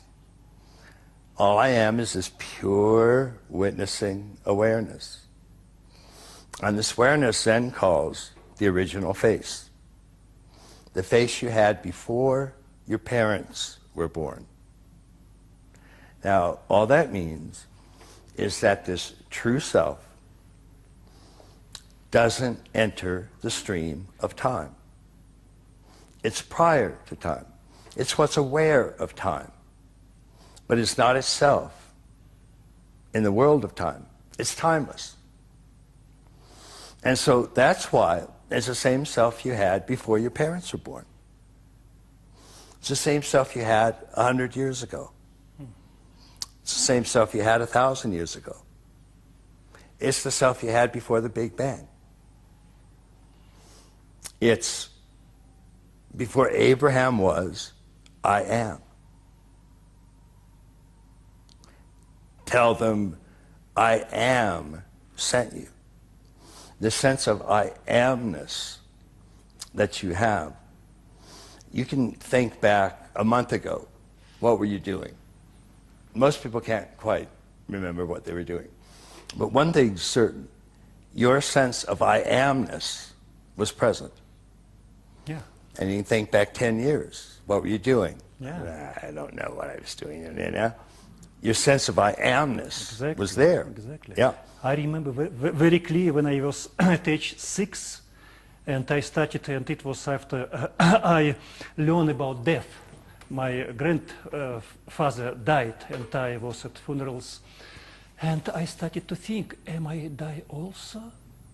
And my consciousness expanded to such extent that finally I realized my true self. Right. And you know, it's never changed since that time. I know it's for sure. Yeah. A lot of stuff changed, but this not changed. Yeah.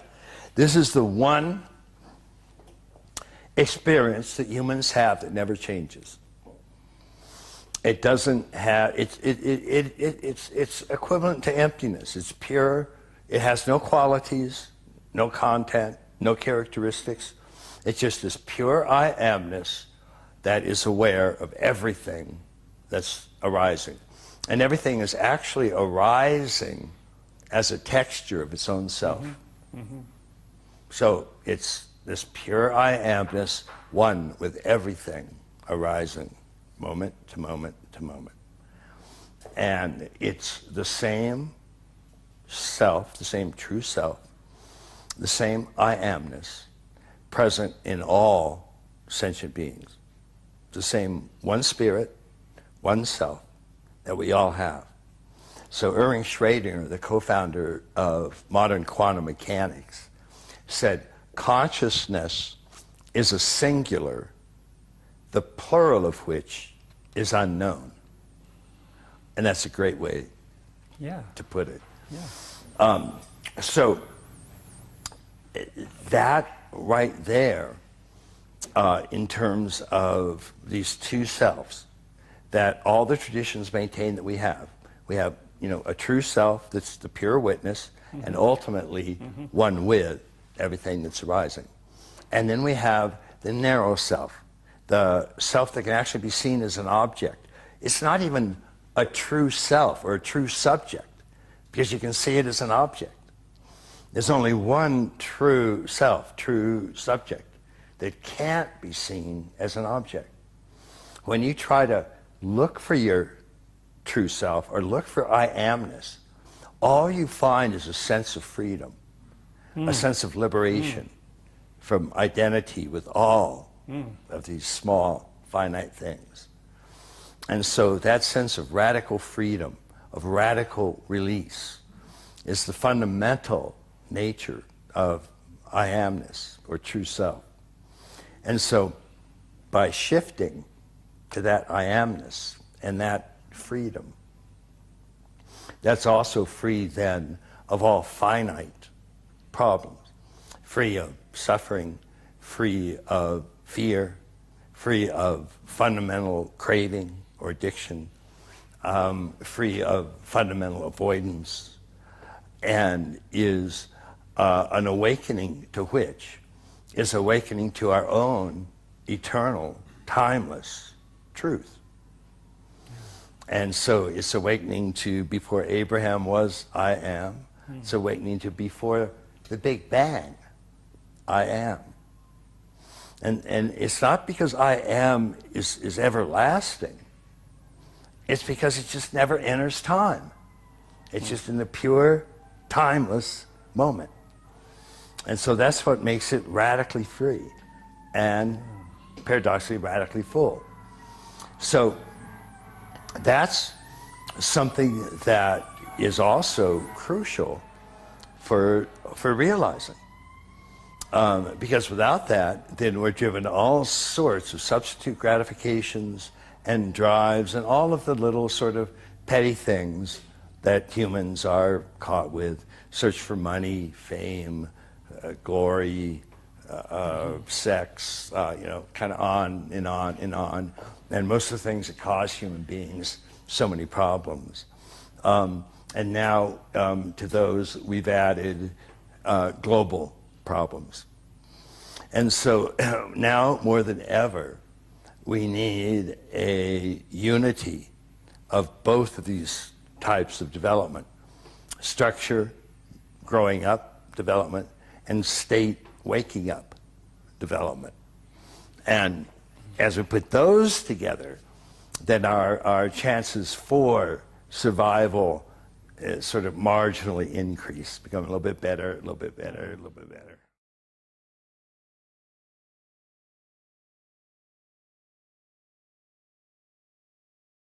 What I'm hearing now is like enlightened talk, speech of enlightened being. May I ask you a direct question? Are you enlightened? This is always. I spent probably the first 15 years of my practice, although I've always been, attracted to literally all the world's traditions, and I've written about all of them. So I've had to know most of them and practice most of them. And I'm usually practicing some version of one or the other of them. but my main practices for the first 15 years was Zen. And then the second 15 years was Tibetan Buddhism, particularly Dzogchen.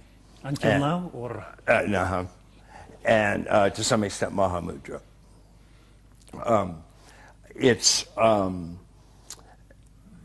in Zen, are you enlightened was always taken as a trick. Because you're damned if you do and damned if you don't. If you say yes, then you clearly no individual is enlightened. But if you say no, then you're just an ignoramus. You're an idiot. So all I can do is dilute it down and say that my first Zen teacher was Katagiri Roshi, who was one of the main successors to Suzuki Roshi of San Francisco Zen Center, very famous fellow. Yeah. And Katagiri used to kind of do a Midwest circuit after Suzuki died. And so he had set up several groups, and he would just travel from one to the other, to the other, to the other, and answer questions, and then do sessions. And it was in one of those that I had my first awakening, and which was really extraordinary. And then I just sort of continued doing that and deepening my Zen. Was it before or after you start writing books? It was right about in the middle. When I started, I had a few peak experiences and a kind of an understanding of what it was. And I was also just a bright boy. So what I was in particular interested in was drawing together a lot of these different disciplines. And I did that in my first book, which is called The Spectrum of Consciousness, and I was 23 years old at that time. And I then ended up doing almost a book a year since. The one time that I stopped was about a 5-year, 6-year period with Treya. But then I went right back, and then after doing Grace and Grit, which I promised her I would do, I did Sex, Ecology, Spirituality. So clearly, you know, things were stacking up on my mind during that 5-year period, and they all just came, you know, pouring out, and that marked a real shift in the capacity of at least this version of Integral to be, you know, fairly comprehensive. And so, and it was also when it really started to take off in a lot of different areas.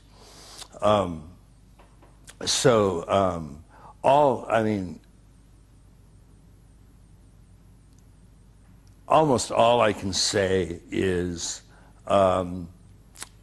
enlightened enough. If you say more than that, you're just a braggart and almost certainly wrong.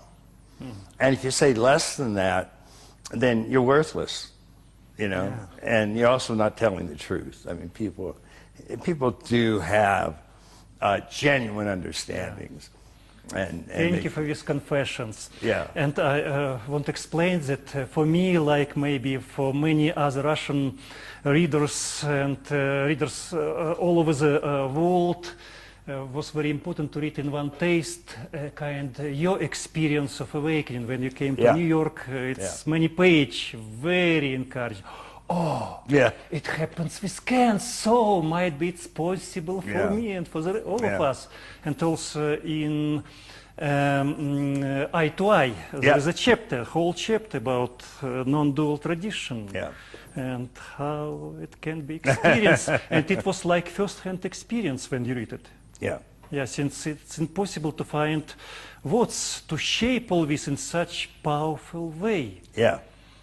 Yeah, it's one of the things that I'm pleased about is that many people get their first sort of kensho or little bitty satori or peak experience from the pointing out instructions that I give for witnessing or non-dual, and they'll actually get a hit of it.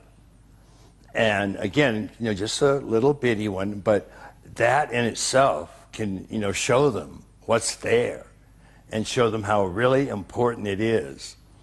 And so then I say, now, find a teacher and practice and make it solid. And you often describe yourself not as a teacher, but as a pandit. Exactly. What I had found after I did my first book when I was 23, I'm happy to say that it was actually quite successful and made a pretty big buzz around the world. And there were very positive things said about it, and virtually all the reviews were really, just outlandishly positive. I mean, I was really fortunate to see that happen. And so I was invited, to teach and do seminars and so on, sort of all over the place. And so the first year I did that. And what I found at the end of that year, even though I loved doing it, was that I kept having ideas, but I really didn't have the time to write them down, because once you actually go out publicly and sort of make yourself present, then you get overwhelmed with follow-up. I mean, all sorts of people are contacting you and want to come over and talk to you, want you to be their teacher, want you to come to the next conference, want you to... And I was just kind of, overwhelmed. And they even project on you all the neurotic expectation. They very much. And so I finally, at the end of about the first year of doing public conferences and seminars and teaching and so on, I finally said, I can either teach what I wrote yesterday, or I can write something new. And unfortunately, I still have new ideas. Now, I expect that won't last long. That, just a few years, I'll have said everything I have to say, and then I'm going to write bad novels and bad poetry. I don't have to do footnotes. And so, but strangely, it just got worse, and more ideas and more ideas. And so I went from, in the decade of the 30s, doing sort of a book a year, and then the decades of my 40s, I did sort of 2 books a year. And then recently, on several occasions, I've gotten up to 3 books. And I'm sorry to say I think they're still fairly good. So, although I did work in one bad novel, so I'm proud of that, Boomeritis. Just published in Russian also. There actually, I think, there's some important things in there, but so I'm still just kind of riding away, and because of that, I also had started to notice what was happening to friends that set themselves up as actual teachers or gurus. Most of them came to very bad ends. And it was pretty clear to me that America still just wasn't ready for anybody, certainly that claimed to be a guru, but even somebody that stood up and said, I am a spiritual teacher. That was just asking to be target practice. You were just going to get killed for the claim. And so I saw that, and I also saw my own desire to write and so on. So I made several statements, and I've kept making them ever since, saying, look, I'm not a guru, I'm a pandit. A pandit in India is somebody, well, a guru is somebody who takes on students and actually works with their karma. A real guru makes a commitment to eat your karma, to actually work with you in working you closer to a free and clear state that can be enlightened. And I think there's a very wonderful job. I think it's very important, it's very difficult, and there's a great need for it. A pandit is a scholar practitioner. It's somebody who knows a tradition well and practices it. And some pandits are more enlightened than gurus. So some of the really great pandits have been Nagarjuna and Plotinus and so on. And so that's not what distinguishes pandit and guru. What distinguishes them is that guru has made a promise to work with your karma, to directly take it on. It's very much like a psychotherapy session. Whereas a pandit doesn't. It says, my primary responsibility is to write the most accurate, correct, innovative statement about a tradition that I possibly can. It's to take whatever scholastic capacities I have and use them to help you understand it as best you can. And that's just what I felt closer to, is a pandit. And so I have kind of retained that stance. It's only, I made a vow not to attend conferences. At that time, I was 24, 25. And for the next almost 25 years, I did 4 interviews. And that was it.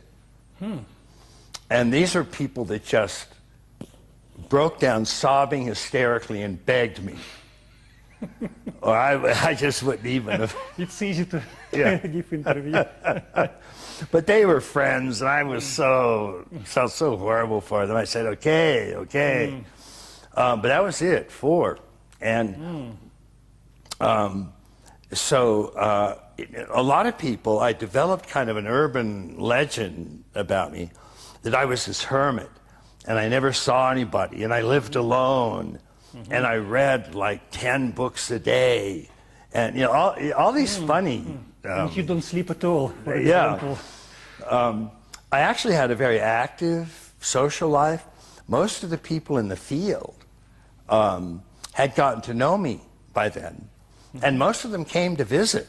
We had wonderful times, and most of my still longtime friends to this day are people I met when I was 25, and they came to see me because of the first book. So I had a wonderful social life, and it was active, and I saw plenty of people. I just didn't go to conferences. I didn't do workshops. I just worked on the writing, and that was it. And so on balance, I feel pretty good about that. When we started Integral Institute, I did go out a bit and started things like Integral Naked, which were dialogues with well-known people, and I've now actually done over 500 of those in the last 10 years. One every week, 50 weeks, 10 years, 500. And so that's been very satisfying, and I hope useful. and then occasionally we would do seminars and workshops, and I would show up there, and that was a big step for me. But I did it very carefully, and I was very sure not to do more than that. So I still basically didn't go to other conferences. This was just the Help Integral Institute and so on. And so I did that. That's been, I sort of have this meter in the back of my head, which tells me when I'm stepping over the line and going out too far. So I turned down Oprah, for example, because that would have just way over the line. Do you have opera here? Good opera. Do you have good opera here? Oprah Winfrey, not opera. Yeah, Oprah Winfrey. I see. And so, although I did do a dialogue with her, Dr. Oz, kind of a small thing. So I've still kept a pretty careful eye on this, and still, for whatever reason, I still have original ideas. How beneficial they'll actually be, I don't know. We will find out. But it's clearly something that speaks to me.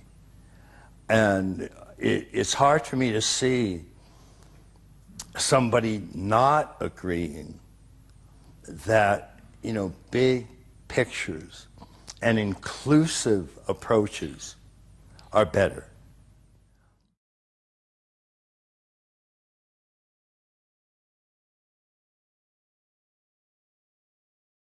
How can you possibly be a doctor and just say, I'm only going to work with this one approach when there are 10 others out there that can help? How can you do that? Yeah. What is the reason for that? Yeah. It's scary. It's scary.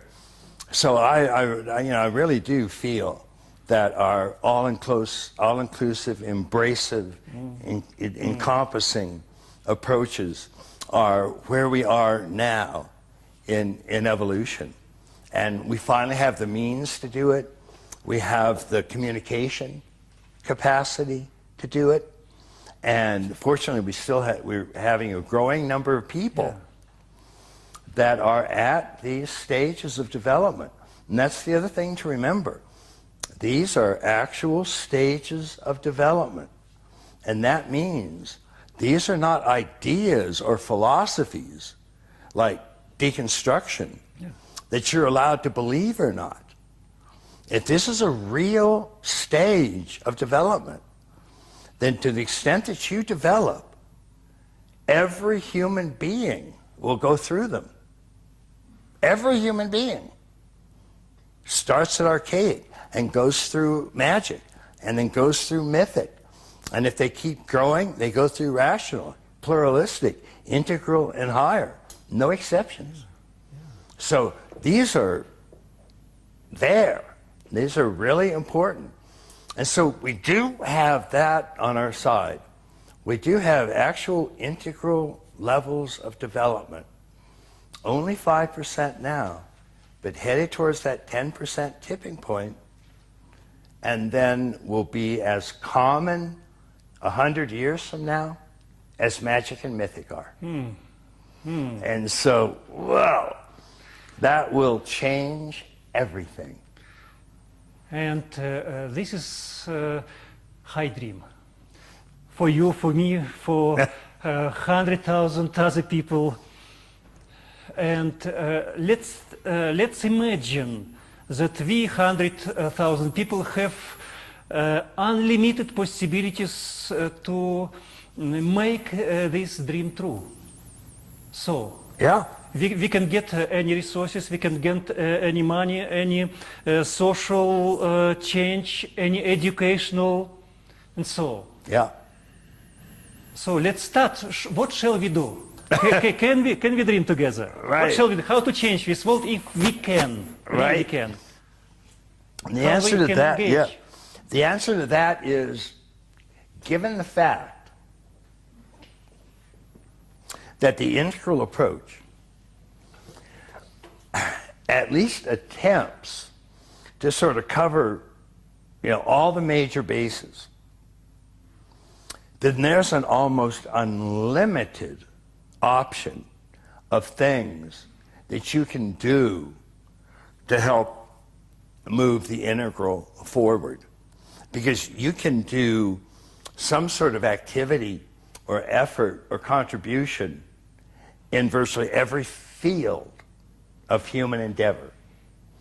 In the Journal of Integral Theory and Practice, it's only been out a couple years, but already over 50 human disciplines have been reinterpreted in an integral fashion, using dimensions, structures, states, quadrants, types. And so they've done it at a PhD level and have just completely rewritten the book.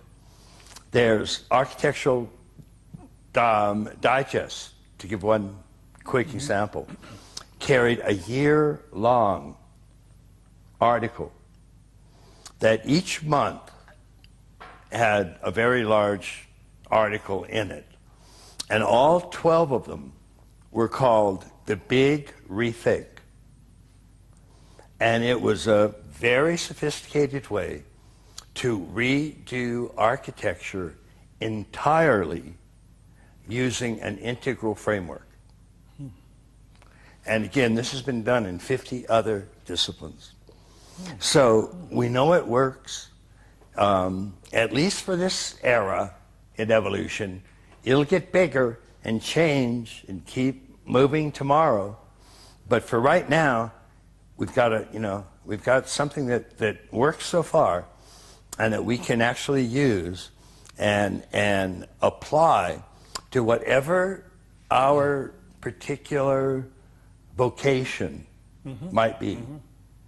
And so if it's education, if it's law, if it's medicine, if it's criminology, it doesn't matter.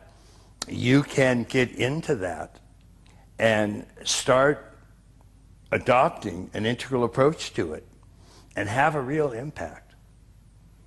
And that's just the way it's going to go. It's just this sort of, step-by-step, slow movement of more and more and more disciplines, making available an integral version of that discipline so that anybody in that field that is themselves nearing an integral level can see that and go, wow, that's it, I'm home. And then take it out and start applying it and change the world.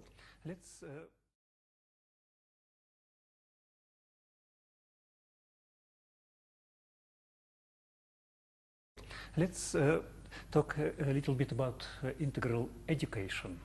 How we can change education, making it really integral, really fit education by all knowledge which is now available, all insight from all paths from the whole history of humanity. You know for sure, since you are President Emeritus of Ubiquity University, and I'm working for Russian part of Ubiquity with Jim Garrison. Great.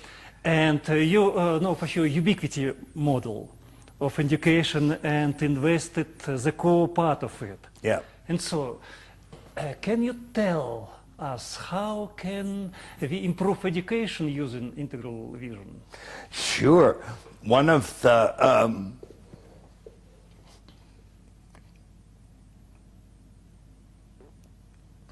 one of the original meanings of an integral liberal education was to give human beings the essential basics of all the major things that they needed to be a complete human being.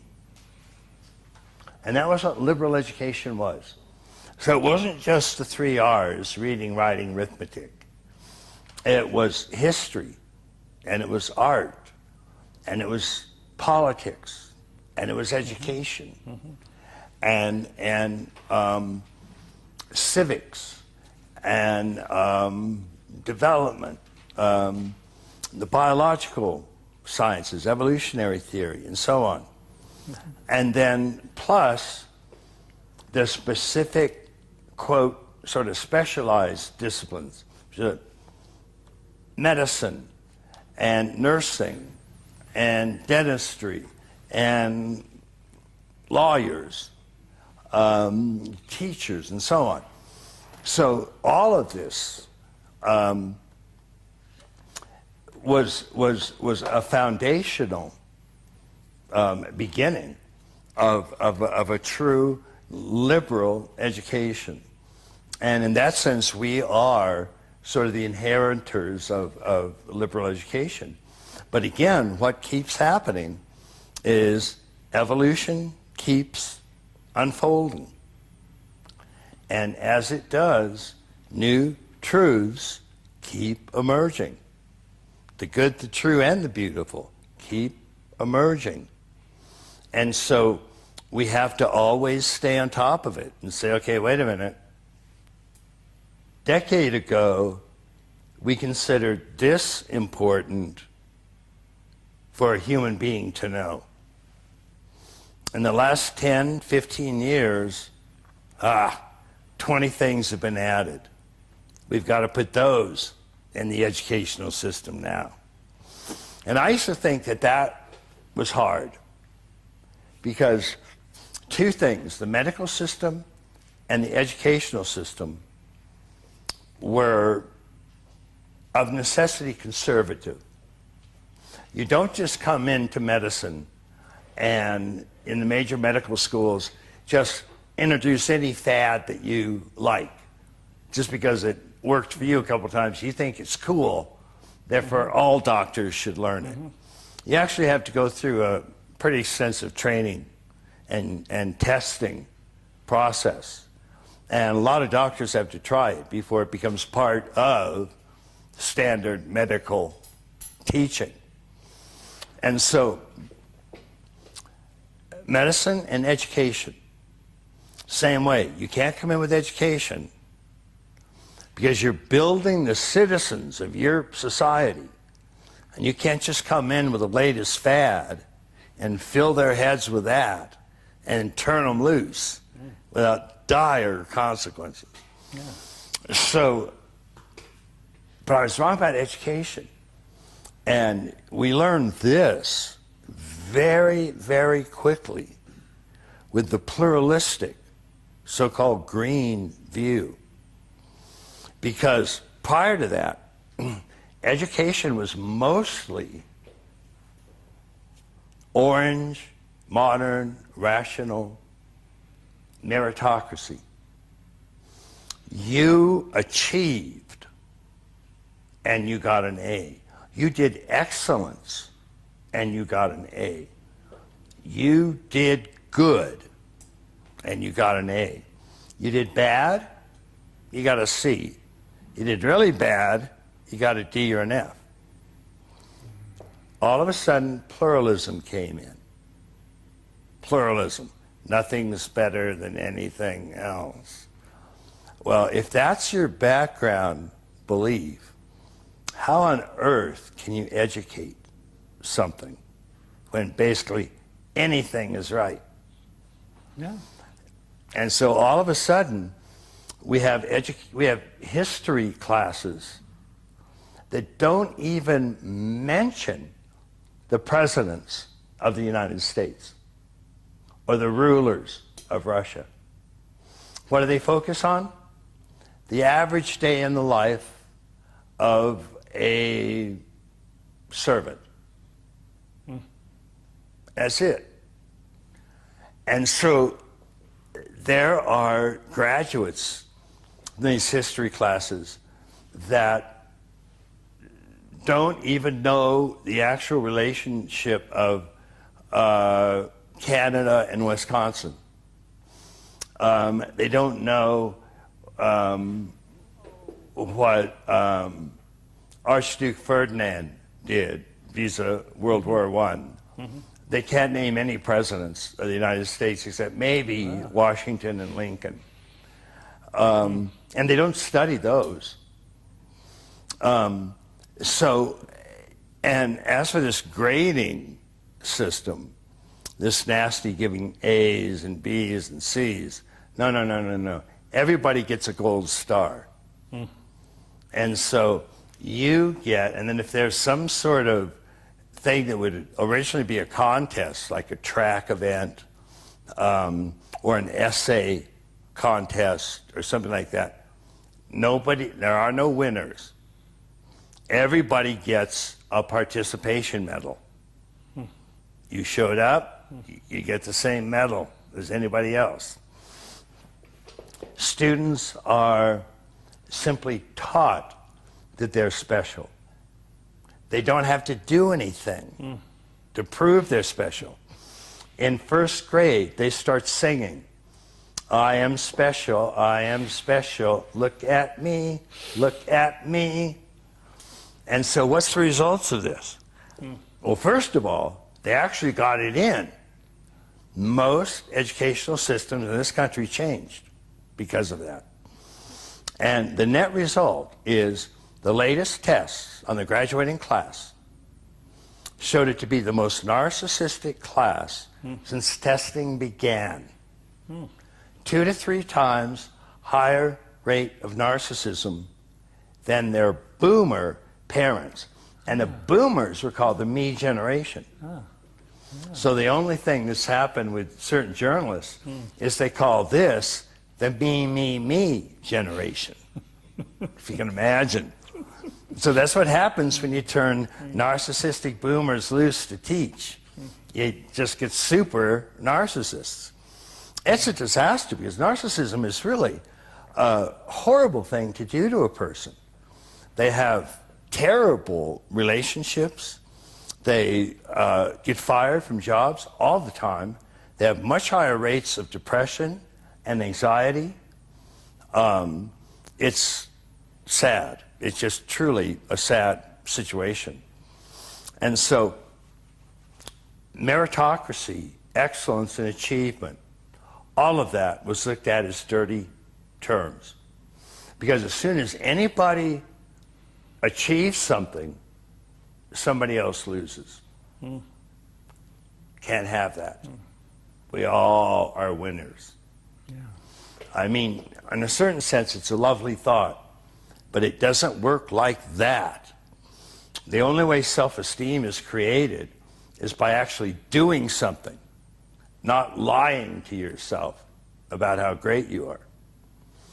And so, education can be got at, because in one short generation, they got at it and they changed it. And unfortunately, of course, not intentionally, but they found out that when they were training self-esteem, they were actually teaching narcissism. And so that was just disastrous. So at the very least, we think that as more and more individuals move into integral levels, that will start to affect education as well. And so hopefully education will be one of the main areas where we'll see this happen. And I think so, and that's certainly my hope. Other areas that we're seeing it happen already, and in some cases quite rapidly, are in medicine and in nursing. There's actually one of the largest nursing organizations in the United States was called holistic nursing. But when they found the integral approach, the president of that changed the name from holistic nursing to integral nursing.